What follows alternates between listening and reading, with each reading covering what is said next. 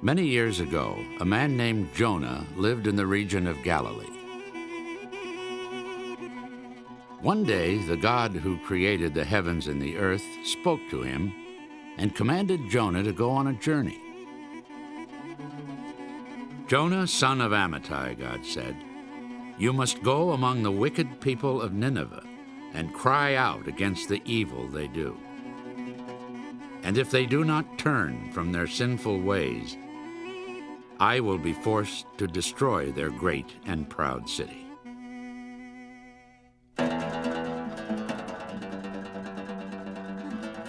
Jonah became filled with fear. God was commanding him, a Hebrew, to go among the citizens of Nineveh, the mighty capital of the Assyrians, and tell them that his God intends to destroy them for their wickedness. Surely they would never listen to him. Jonah paced back and forth. How can I escape God's wrath if I don't go, he thought. My only chance is to get as far from God as possible, to the very end of the earth if need be. So Jonah fled under the cover of darkness to the port city of Joppa. But as he journeyed from his homeland, he felt the stars in the heavens like a million fiery eyes watching him steal across the countryside.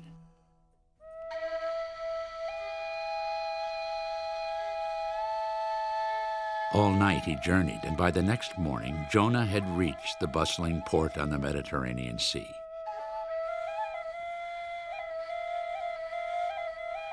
He saw people from every part of the world among the sailors and merchants who crowded the dock. And though Jonah had broken no law of man, he felt like a fugitive.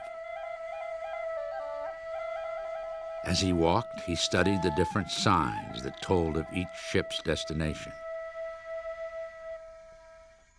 Then, Jonah spotted a means of escape. A Phoenician sailing ship that was headed for Tarshish at the farthest end of the Great Sea. I must board that ship, thought Jonah to himself as he hurried through the crowd. Jonah stepped up to the table where the ship's captain was collecting fees. "How much is a passage to Tarshish?" he asked. Captain looked up and studied Jonah's face. This man did not sleep last night, thought the captain, and his wild-eyed gaze tells me someone is after him. It'll be too much trouble to take along. But before the captain could refuse him, Jonah dropped his coin-laden purse on the table, and the captain's eyes brightened. 20 gold pieces, said the captain, quoting a fee twice the normal rate. Nearby, several crew members took notice of Jonah's willingness to pay such a high price. Jonah felt them studying him, but he looked at no one and spoke to no one. Quickly, he found himself a berth far below the ship's deck and tried to sleep.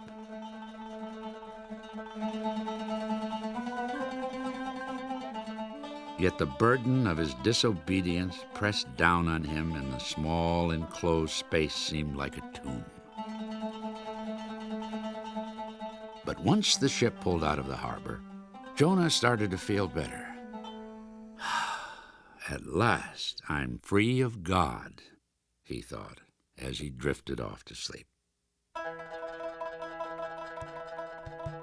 But as he lay alone below deck, dark clouds were forming in the western sky.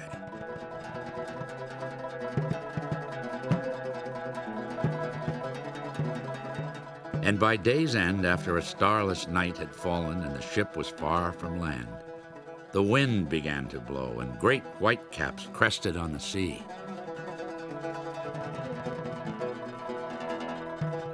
"A squall is upon us!" yelled the watchman to the captain.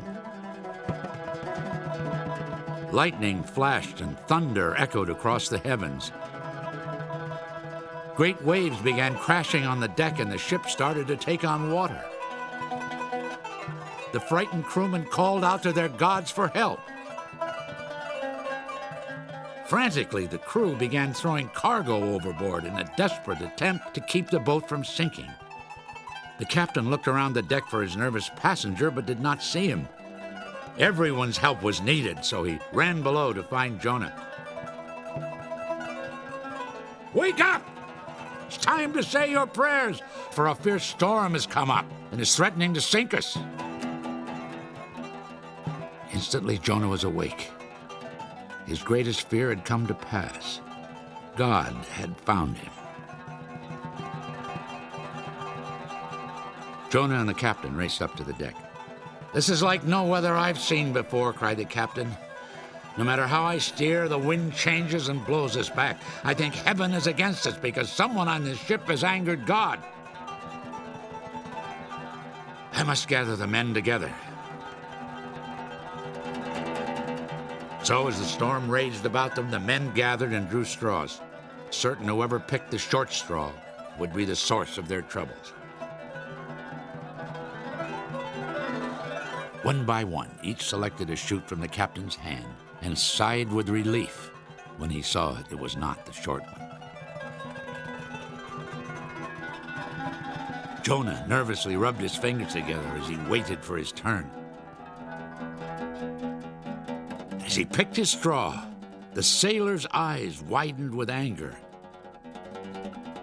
Jonah held the short straw. Immediately, they bombarded him with angry questions. "Who are you? Where do you come from? Why is heaven angry with you? What have you done?" And for a moment, Jonah just stared at the short straw he held in his hand. "It is my fault," he mumbled. "Quiet!" yelled the captain, silencing the others. "Explain what you mean, Jonah." Jonah looked up at the men and said, "I am a Hebrew and a believer in the one God of heaven and earth." Then the whole story poured out of Jonah.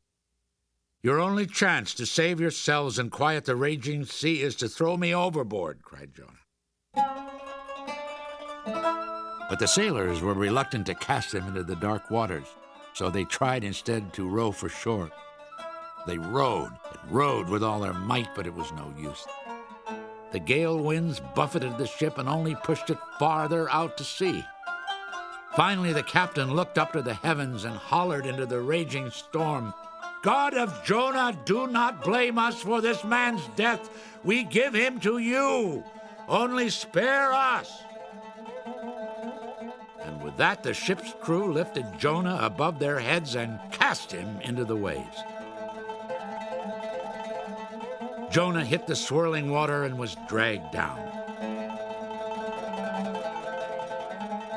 But at that very instant, God prepared a great whale as big as a sailing ship to swallow him. Jonah tried to scream, but he could make no sound. He was swept into the whale's gaping maw and down, down, into complete darkness.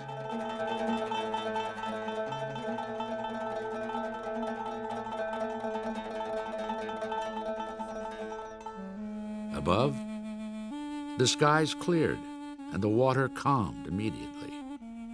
But below, the great whale dove to the bottom of the ocean with Jonah in its belly. He was now totally alone, engulfed in darkness and silence.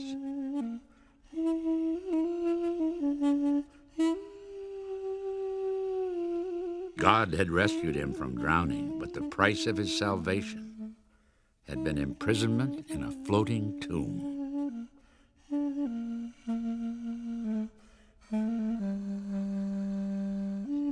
But on the third day, Jonah's heart lifted toward heaven. I cry to you, Lord, out of the depths of my suffering, and you hear me. Out of the belly of hell I pray, and you listen.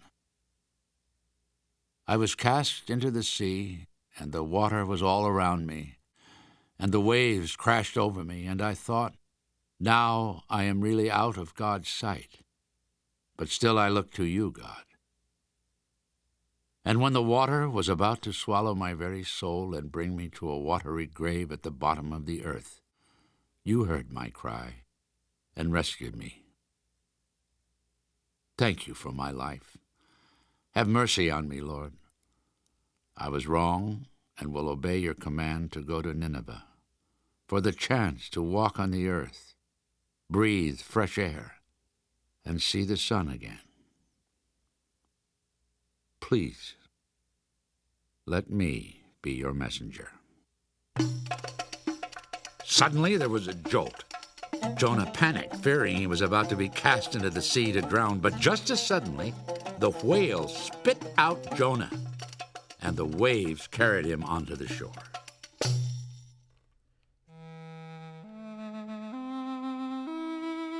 Thank you, Lord, he cried. Then he hung his head and wept, for he realized that God had always been with him, even at the bottom of the sea. The weary Jonah lay exhausted on the sand when God spoke to him again. Arise, Jonah. Now go to the city of Nineveh. This time Jonah obeyed God immediately and set out on the journey to Nineveh.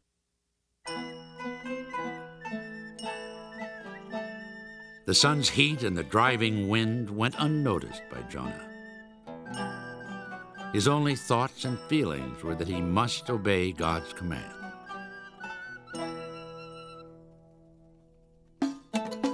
His trip passed quickly, and in time, Jonah reached the massive gates of Nineveh. Without hesitating, he entered, and what he saw there sickened him.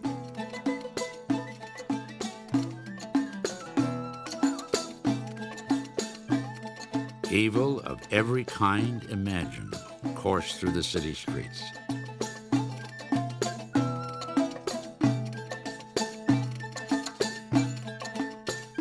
But Jonah knew that God was with him, and it gave him strength.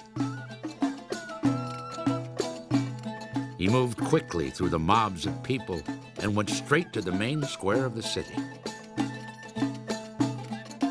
There, Jonah found a spot among the merchants and began delivering the message that God had ordered him to bring. People of Nineveh, he shouted, the God of Abraham has commanded me to tell you that he will destroy your city and everything in it at the end of 40 days if you do not humble yourselves and turn from your wicked ways. At first, no one paid any attention to Jonah, but he kept repeating God's message over and over. And little by little, a crowd gathered to listen. A few people yelled at Jonah and told him, "Go back to your own land." But soon they too were touched by the power of God's words. A citizen of Nineveh stepped forward. "The warning Jonah has brought is from the one true God," he said, "and it has moved me to repent of my evil ways and seek God's mercy." In a short time, all the people in the square believed Jonah's message, and they began to fast and pray.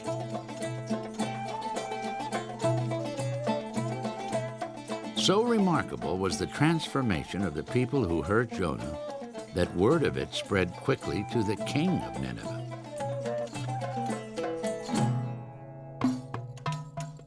"I want to hear his story myself," commanded the king. He dispatched his guards to bring the Hebrew to his palace. And so Jonah was brought into the grand chamber of gold and silver.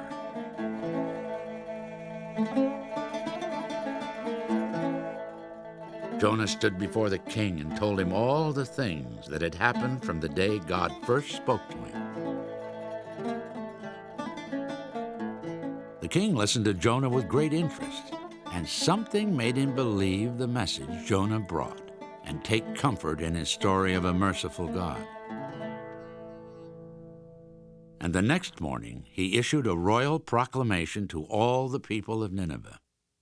He decreed, "Men and beasts are to eat nothing. They are to drink no water. From the greatest to the least, all are to put on sackcloth and call on God with all their might. Let everyone renounce his evil behavior and the wicked things he has done. And I, the king, will do the same." It is our only hope that God will have mercy on us. And with that, the king rose, took off his crown and golden mantle, and put on a plain robe and sat down in ashes to humble himself.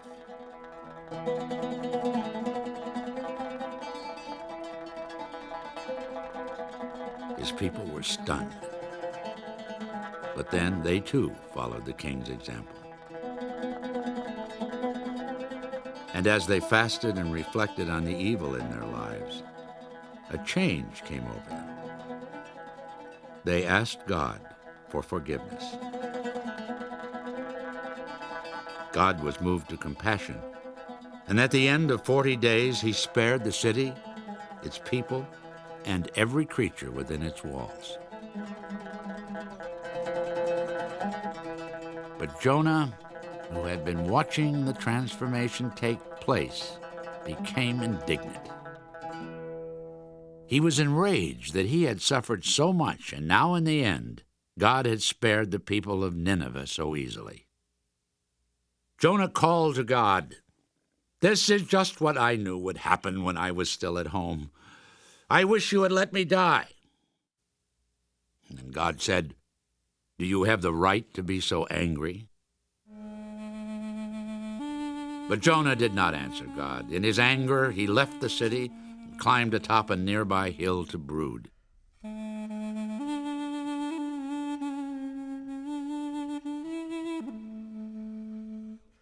But as he sat there, God arranged for a castor oil plant to spring up over Jonah that shaded him with its leaves and gourds.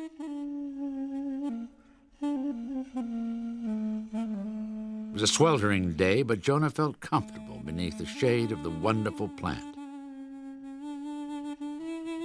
But by the next morning, God had sent a worm to attack the plant, and it withered.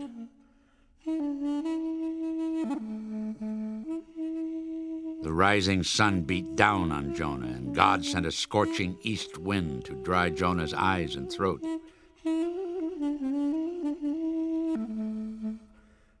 The heat grew so intense that Jonah was overcome and begged for death, saying, "I might as well die as go on living."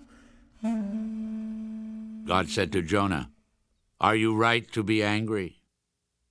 "I have every right to be angry to the point of death," answered Jonah. God spoke to Jonah once more. "Jonah, you say you know me, but you don't. You feel sorry about the death of this vine, but you didn't plant it or help it grow. And it only took a night to grow and another night to wither away. Should I not feel sorry for Nineveh then, in which there are more than 120,000 people? If you had truly known me, you would have known I would forgive the people of Nineveh, and you would have delivered my message the first time I asked you. Yes, I forgave them, just as I have forgiven you many times.